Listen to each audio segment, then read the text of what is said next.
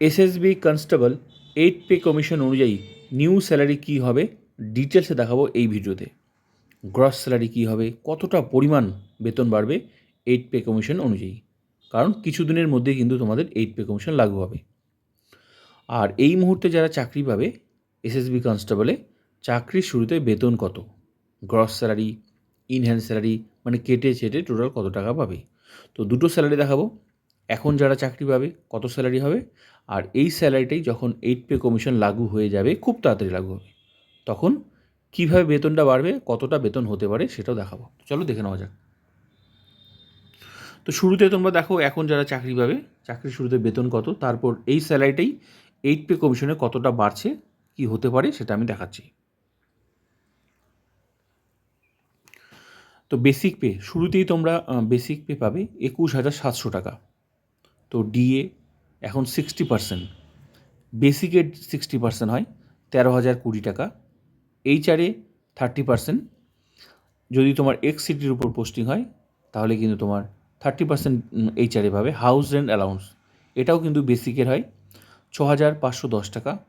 TPT পাবে, transport allowance পাবে তুমি 3600 টাকা।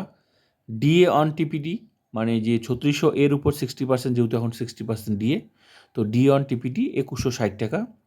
রেশন মানি পাবে তুমি 4560 টাকা। রাম অ্যালাউন্স আরে পাবে তুমি 68 টাকা। এগুলোই পাবে শুরুতে, সব কিছু যোগ করে যে স্যালারিটা হচ্ছে সেটাকে বলা হচ্ছে গ্রস স্যালারি। এটাকে সব কিছু যোগ করে যে স্যালারিটা হচ্ছে সেটাকে বলা গ্রস স্যালারি। তো গ্রস স্যালারি তোমার 51,618 টাকা। এখান থেকে কিছুটা টাকা ডিডাকশন হবে, মানে কেটে নেওয়া হবে। কত টাকা আসবে, NPS 10%, basic plus DA, national pension scheme 3472 টাকা। তো কেটে ছেটে যে টাকাটা অ্যাকাউন্টে আসবে সেটা হচ্ছে ইনহ্যান্ড স্যালারি 48,116 টাকা, 48,146 টাকা। এই টাকাটা তুমি কেটে ছেটে তোমার অ্যাকাউন্টে আসবে। ক্লিয়ার? তাহলে গ্রস স্যালারি এটা, ইনহ্যান্ড স্যালারি এটা। একটা কথা মনে রাখবে, তোমাদের কিন্তু পোস্টিং অনুযায়ী স্যালারি কম বেশি হয়, পোস্টিং অনুযায়ী কে কোথায় পোস্টিং, কার কোথায় পোস্টিং সেই হিসাবে।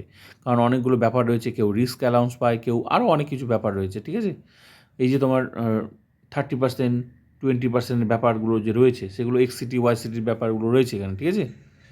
তো এই জন্য একটু কম বেশি স্যালারিগুলো হয়। এবার আসি 8 পে কমিশন অনুযায়ী স্যালারি কী। দেখো 8 পে কমিশন অনুযায়ী স্যালারি, পে কমিশন মানেই হচ্ছে বেসিক স্ট্রাকচার পরিবর্তন। মানে এই মুহূর্তে যার যেটা বেসিক আছে, ঠিক আছে, সেটা কিন্তু নতুন রূপে আসবে। সেটা কিভাবে আসবে, যার যেটা বেসিক আছে সেটাকে একটা নির্দিষ্ট হারে গুণ করা হবে, সেটাকে বলা হয় ফিটমেন্ট ফ্যাক্টর। মানে যখন নতুন পে কমিশন আসে তখন কিন্তু একটা যার যেটা বেসিক আছে সেটাকে একটা সংখ্যা দিয়ে গুণ করা হবে, যেটাকে বলা হয় ফিটমেন্ট ফ্যাক্টর। এর গুণটা কত, যেহেতু এখন 7th পে কমিশন, 6 থেকে 7th পে কমিশনে ছিল তোমাদের গুণ ছিল, মানে ফিটমেন্ট ফ্যাক্টর ছিল 2.57। এবারও প্রবল সম্ভাবনা 2.57, কিন্তু এর থেকেও বেশিও হতে পারে, কিন্তু সবচেয়ে বেশি চান্স হচ্ছে 2.57ই আবার গুণ করার। তো তোমার বেসিক যেহেতু চাকরির শুরুতে 21,700 টাকা, তো এখনই যদি 8 পে কমিশন লাগু হয়ে যায় তাহলে 21,700 তোমার গুণ করে নতুন বেসিক হবে তোমার 55,769 টাকা, শুধু বেসিক। কিন্তু বেতন হতে গেলে কি শুধু কি বেসিক দিয়ে হয়, বেতন হতে গেলে কতগুলো অ্যালাউন্স থাকে। একটা বেসিক থাকে, যেমন তোমার চাকরির শুরুতে বেসিক কত, 21,700, তার সাথে আর কী কী পাও তুমি, ডিএ পাও, এইচআরে পাও, টিপিটি, এগুলো কত কিছু মিলে, সব কিছু মিলে একটা কিন্তু গ্রস স্যালারি হয়, কতগুলো কিছু মিলে। তাহলে 8 পে কমিশন যখন লাগু হয়ে যাচ্ছে, যদি এই মুহূর্তে লাগু হয়ে যায়, তাহলে তোমার নতুন বেসিক কী হবে, নতুন বেসিক তোমার 21,700 আছে, এটার সাথে একটা গুণ করা হবে, কত সম্ভাবনা রয়েছে, 2.57 গুণ করার সম্ভাবনা রয়েছে। এটাকে বলা হয় ফিটমেন্ট ফ্যাক্টর। এর থেকে বেশিও হতে পারে, কিন্তু সবচেয়ে বেশি চান্স কিন্তু কম হবে না, সবচেয়ে বেশি চান্স আছে 2.57। তো 2.57 গুণ করলে তোমার নতুন বেসিক হচ্ছে 55,769 টাকা, অনলি বেসিক। কিন্তু বেতন হতে গেলে কী লাগে, বেতন হতে গেলে কিন্তু সাথে লাগে ডিএ, এইচআরএ, রেশন মানি, আদার্স অ্যালাউন্স, আরও আদার্স অ্যালাউন্স, সব কিছু মিলে তারপর যোগ হয় গ্রস স্যালারি। কিন্তু একটা কথা মনে রাখবে, যখন পে কমিশন আসবে তখন কিন্তু যার যেটা বেসিক আছে সেটা কিন্তু গুণ করাই হবে, গুণ। কিন্তু বিষয় হচ্ছে এই গুণটা বেশিও হতে পারে, এর থেকে কম হবে না, ঠিক আছে, এর থেকে কম হবে না। 21,700 থেকে তোমার গুণ করা হবে 2.57, প্রবল সম্ভাবনা, এটা বেশিও হতে পারে কিন্তু কম হবে না। তাহলে 2.57 যদি গুণ হয় 55,769, তারপর আবার প্রতি নতুন রূপে বেসিক আসবে এটা, তারপর প্রতি বছর কিন্তু তোমার আবার 3% হার বাড়বে, সেটা ইনক্রিমেন্ট হবে, কিন্তু এক লাফে আসবে গুণ হয়ে, যার যেটাই বেসিক আছে না কেন 55,769, কিন্তু শুরুতে তোমাদের ডিএ নাও দিতে পারে, কারণ যেহেতু কেন্দ্রীয় সরকার বছরে দুবার ডিএ দেয়, তো শুরুতে তোমার ডিএটা জিরো থাকতে পারে, আবার দিতেও পারে, যদিও পুরোটা সরকার ঠিক করবে।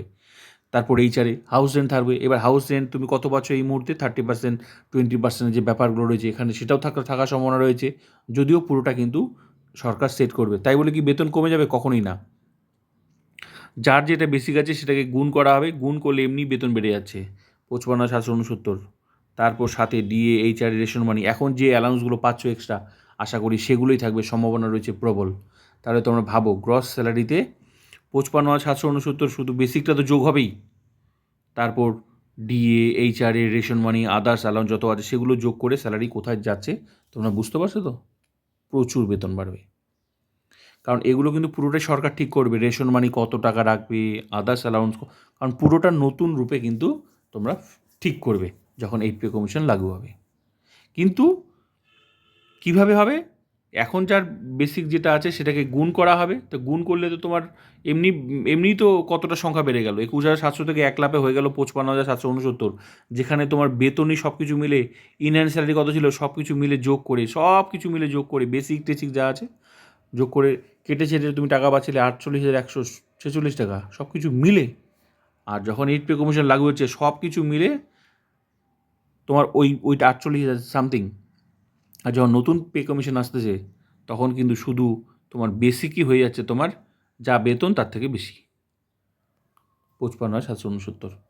তারপর তো বাকি অ্যালাউন্সগুলো আছেই, ডিএইচআরএ, রেশন মানি, আদার্স অ্যালাউন্স। তাহলে গ্রস স্যালারি বুঝতে পারছো তো, 55,769 সাথে আরও কতগুলো যোগ হবে, তাহলে বেতন কোথায় পৌঁছাচ্ছে? প্রচুর বেতন বাড়বে। তো এখন বিষয় হচ্ছে ফিটমেন্ট ফ্যাক্টর কতটা হবে, কিন্তু সম্ভাবনা আমি দেখালাম 2.57 সবচেয়ে বেশি চান্স। তো ভিডিওটা ভালো লাগলে like, comment, subscribe and share.